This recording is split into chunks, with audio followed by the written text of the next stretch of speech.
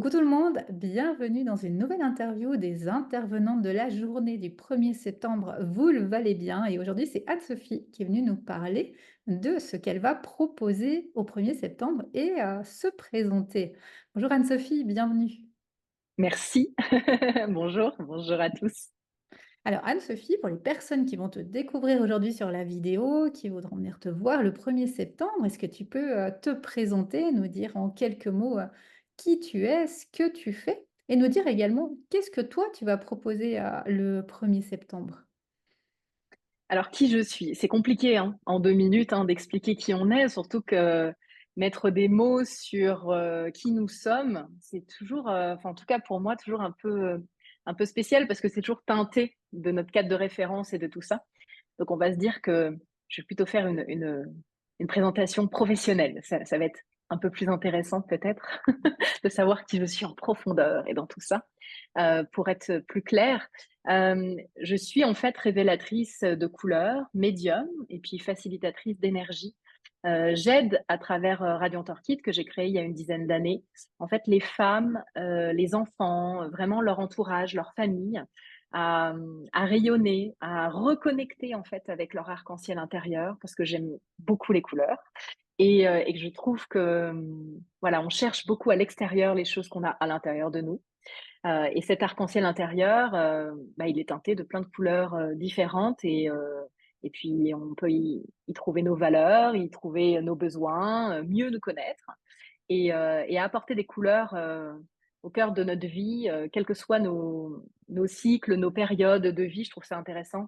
Je pense que ça peut aider à s'explorer et puis à mieux se comprendre aussi.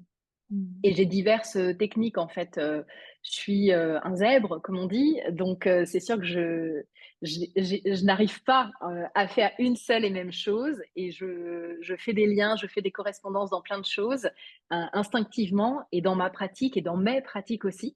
Et pour moi, il n'y a pas qu'une seule vérité. Pour moi, je dis toujours, il y a une vérité avec un S, quoi.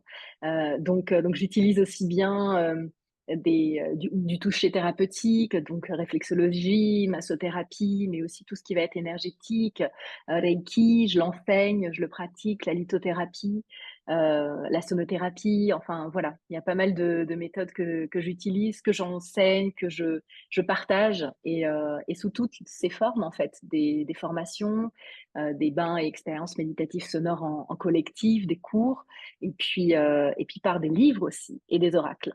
Et c'est justement ça que je vais proposer en partie, mais en très grande partie. Je suis auteure et j'ai vraiment la chance d'être auteure et créatrice d'oracles depuis plusieurs années. Et donc, je vais pouvoir partager une partie de mes livres. Je regarde par là parce que j'ai tous mes stocks, une partie de mes livres, une partie de mes oracles sur des thématiques diverses et variées, aussi bien dans tout ce qui va être ésotérique, parce que je suis une sorcière affirmée, je travaille vraiment dans la lumière. En revanche, c'est important pour moi de le souligner. Et puis, et puis aussi bien dans tout ce qui peut être spirituel, et étant coach certifié depuis des années, j'aime bien aussi apporter des clés des outils, des exercices vraiment de coaching, de développement personnel, vraiment très concrets aussi. Je peux être extrêmement terre à terre, concrète, et puis à la fois toucher les étoiles et puis parler aux morts. Comme je dis, je me suis mariée il y a 13 ans à quelqu'un qui s'appelle Casper, donc c'est pas un hasard avec ce fantôme. Si aujourd'hui je m'appelle Casper et puis voilà, en gros c'est ça. Je pense que j'ai répondu. Ah oui, je suis franco-québécoise, donc j'ai plus d'accent. Des fois, hop, il y a des petites tabarnouches, des petites choses comme ça qui vont partir quand je parle, quand on va se rencontrer. Mais je suis ici donc à Montreux. J'évolue vraiment dans le canton de Vaud et puis dans le canton du Valais aussi, où je me sens très attirée en fait là-bas euh, depuis 1 an et 5 mois. Enfin, le 1er septembre, ça fera 1 an et 5 mois. Ah, Donc, c'est je suis une bien belle heureuse. symbolique. Oui, oui, ah oui, complètement. Ouais, ouais, j'aime beaucoup ça. Et puis, j'aime la numérologie et je pratique aussi la numérologie. Voilà. Et tu me fais le pont avec ça par rapport au nombre et à l'énergie de tout ça. Et c'est ça. Et je pense qu'on apprend toute notre vie. Des fois, on a des leçons et des enseignements qui peuvent être difficiles. C'est pas simple, mais je pense qu'on peut toujours ouais, transformer. En tout cas, j'ai vraiment cette mission-là, notamment en accompagnant des familles en deuil périnatal, etc. Ça m'a été j'ai aussi vécu ça et c'est vrai que ouais, j'ai à cœur vraiment d'aider les familles, les femmes et les enfants ouais, à se retrouver, à s'exprimer, à vraiment chacun à sa place en fait. Donc, quelle que soit la méthode, j'aime ça, transmettre, communiquer, partager. Ouais, et n'hésitez pas, hein, à venir trouver Anne-Sophie, découvrir son univers, ses créations, ses Oui. oracles le 1er septembre. Et pour, poursuivre ces interviews, le traditionnel portrait chinois. Donc Anne-Sophie, toi, si tu étais un objet, quel objet tu choisirais pour te représenter? C'est difficile. Choisir, c'est renoncer. Moi, je suis quelqu'un qui a du mal à renoncer. Parce que je trouve que dans la vie, c'est toujours bien de pouvoir profiter de plein de choses, des opportunités, de tout ce qu'on nous offre. Mais bon, s'il faut que je fasse un choix, je dirais en fait une théière. Alors, on ne le voit pas là à l'image, mais j'ai deux grandes bibliothèques à la base, en fait, j'ai une grosse collection de théières que j'ai débuté d'ailleurs en Suisse. Et parce que j'en avais quelques-unes quand j'étais au Québec, mais pas tant que ça. Et puis c'est vrai que bah, c'est venu comme ça au fur et à mesure. Et puis on a voilà, marocaines, japonaises, chinoises et autres. Et en fait, je pense qu'une théière, c'est intéressant parce que on peut y faire, on y recueille de l'eau qui est froide la plupart du temps ou à température ambiante. Elle peut bouillir. On peut l'amener à la température qu'on souhaite, etc. Et puis on va être dans le partage pour faire du pouce sur ce que je disais par rapport au partage, au lien, etc. Et puis la forme, je trouve que je suis pas quelqu'un qui est très svelte. Alors là, ça se voit pas trop, mais parfois les gens quand ils me voient dans des salons ou autres, ils font oh bah j'ai déjà eu des petites réflexions, notamment à Paris, c'était drôle. Enfin, j'ai rien contre les Parisiennes, hein, parce que je suis née à 9 kilomètres de Paris à la base, mais c'était drôle, quoi. Les gens qui disaient ah bah dis donc, c'est pas la même chose que.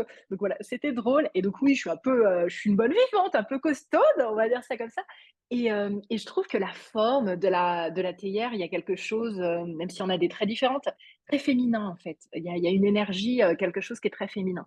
Donc, basiquement, j'aurais pu dire, allez, un livre ou un bol ou un gong, enfin voilà ce que j'utilise, mais en fait, ou un oracle, mais en fait, la théière, ouais. Mon objet, la théière, voilà, la théière. Et si tu étais un animal, quel animal tu choisirais pour te représenter? Animal qui m'accompagne, parce que je pratique le chamanisme depuis plusieurs années, et un animal vraiment qui m'accompagne et qui m'a beaucoup guidée, qui m'a beaucoup aidée, mais vraiment, profondément, c'est le lynx. Et l'énergie du lynx et cet animal de pouvoir est toujours à mes côtés et me guide vraiment. Et j'ai une petite particularité, alors on en a tous, mais bon, j'en ai pas mal, hein. Parfois, je coche pas mal de trucs un peu pas trop dans la norme, donc mais c'est cool, mais à la fois, c'est difficile à vivre parfois. Mais en termes de vision, en fait, j'ai une particularité, ma vue augmente au fil du temps. Et on s'est aperçu, donc quand j'étais vraiment jeune, que je voyais très, très, très, très, très bien. Donc j'aurais pu être pilote de ligne. J'aurais pas du tout fait les études, mais au moins j'avais la vue. Et donc je vois vraiment très bien. Et donc j'ai 13 sur 10 et 12 sur 10 aux yeux. Donc je vois mieux que le 10 sur 10, quoi. Donc, ce qui est un peu spécial. Peut-être qu'un jour ma vue descendra d'un coup et je deviendrai aveugle, mais bon, voilà, on verra bien ce que la vie va me réserver. Mais en tout cas, je vois donc très très très bien. Et j'ai une vraie sensibilité à la lumière, aux couleurs, au niveau vraiment de la vision. Et le lynx est un animal qui voit extrêmement bien et qui est vraiment dans cette énergie-là aussi.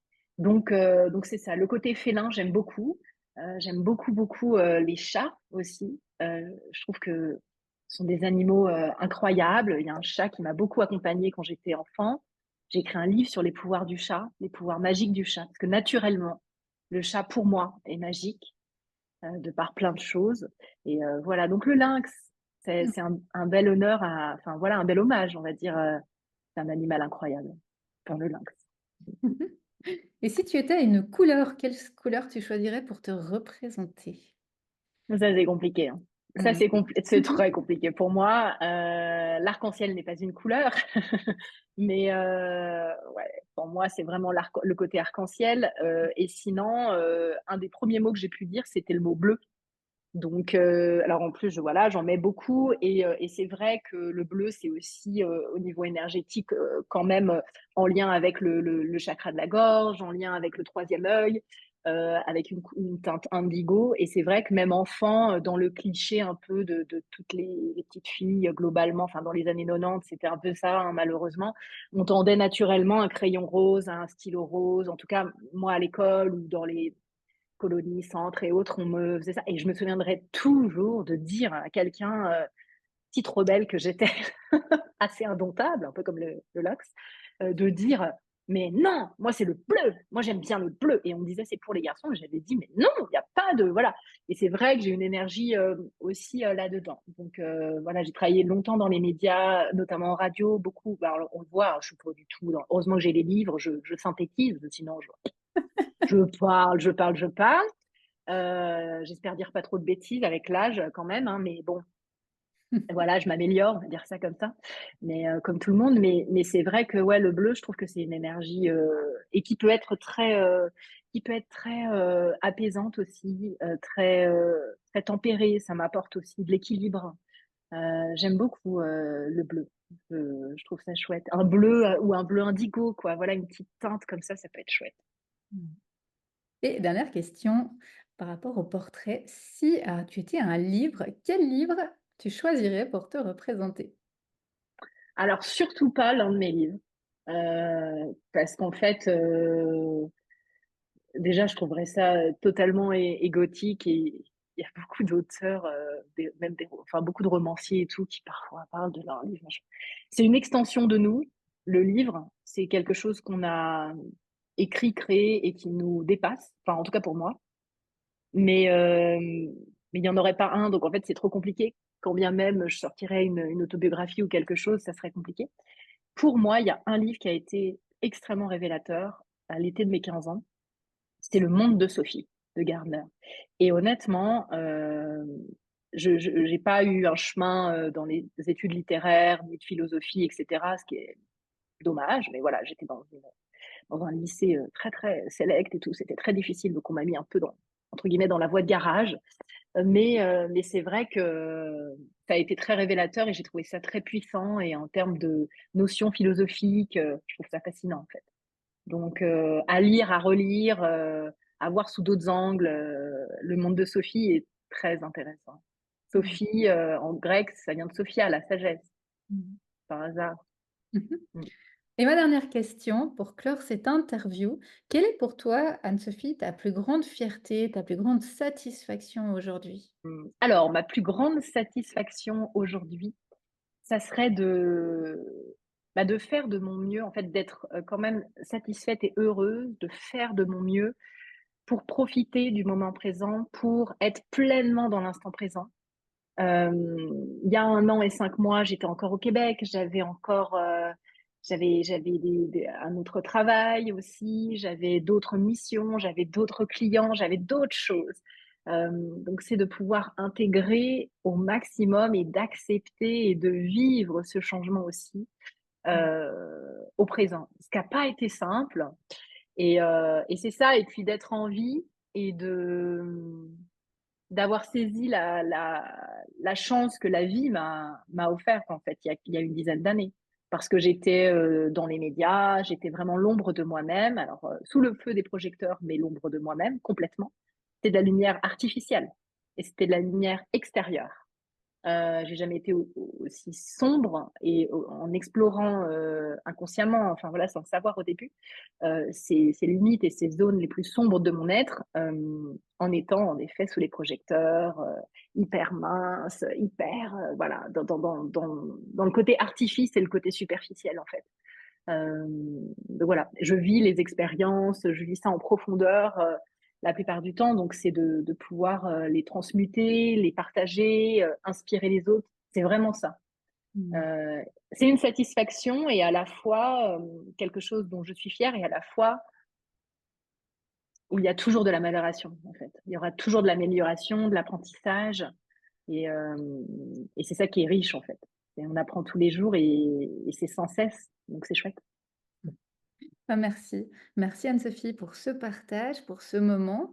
On se réjouit de te retrouver le 1er septembre. De nouveau, je rappelle aux personnes qui regarderont l'interview que la journée a lieu le 1er septembre à Vétro. N'hésitez pas à venir, c'est une journée offerte où vous aurez des créateurs comme Anne-Sophie, vous aurez des thérapeutes, des cours, des conférences, il y a des food trucks, il y a de la musique.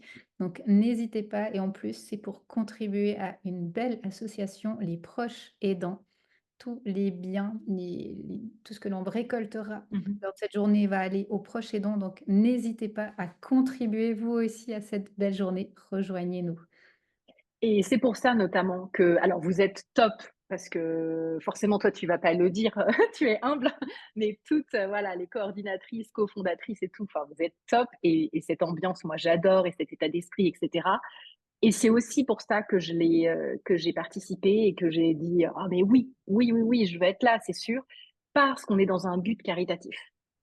Pas que, mais en très grande partie et c'est ça qui est vraiment chouette et je trouve ça intéressant et d'ailleurs, ce que j'ajouterais, pour les quand on le 1er septembre, au-delà de proposer des livres et des oracles, s'il y a des personnes qui sont intéressées pour booker des séances, en présentiel ou à distance parce qu'il y a plein de choses que je pratique et il y a pas forcément besoin d'être à Montreux, dans le canton de Vaud et tout, bah, ça sera avec plaisir de pouvoir, le faire avec, en plus un petit rabais, quelque chose de réduit parce que justement les personnes seront venues le 1er septembre dans un but d'aider, de voilà et puis de faire circuler, l'énergie de l'argent et autres, l'énergie tout court et pour qu'on puisse apporter aussi, le maximum en fait, à cette association parce que le but, c'est qu'à la fin, ils soient contents, quoi. Enfin, moi, c'est ça, hein, je le fais vraiment pour ça. Donc, faut pas que les gens hésitent à venir nous découvrir, et cetera. Enfin, vraiment, c'est important parce que c'est dans un but, qui est pas, vain, quoi. Ça va concrètement aider des gens. Donc je trouve ça, super, quoi. Voilà. Ah merci. Merci Anne-Sophie et rendez-vous, le 1er septembre. À bientôt. Avec plaisir.